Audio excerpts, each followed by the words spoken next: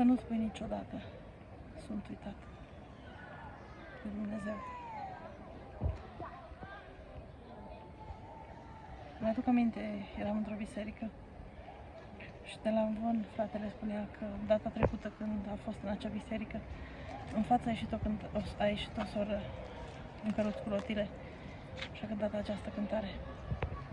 Să nu spui niciodată sunt uitat, căci Domnul înspre tine El privește. Când urlă valul înfuriat, când ți-o brațul înlăcrimat, El, Domnul, își întinde mâna și te izbăvește. A fost o lecție pentru mine această soră. De atâtea ori, în probleme atât de mărunte, în gânduri, în mintea mea, care îmi spun Dumnezeu a uitat de tine. Nici de cum.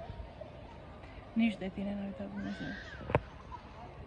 Rămâi lângă Domnul, încrede-te în El. Luptă-te să-L slujești pe El. El veghează asupra ta. Nu te va lăsa. Cu niciun chip Dumnezeu nu te va lăsa. Tu nu-ți pierde speranța în Dumnezeu. Pot să se mute munții. Pot să se clatine dealurile, dar dragostea lui Dumnezeu nu se va muta de la tine. Rămâi tare încrezător în Dumnezeu și vei vedea izbăvirea Lui. Vei vedea biruința Lui. Vei vedea că Dumnezeu a pus mai mult preț pe tine și pune mai mult preț pe tine decât poți tu să înțelegi vreodată.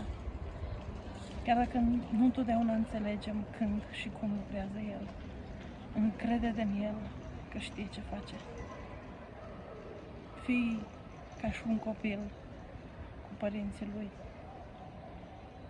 Încrede-te pe deplin în Dumnezeu și vei vedea cum izbăvirea vine. Dumnezeu să te binecuvinteze.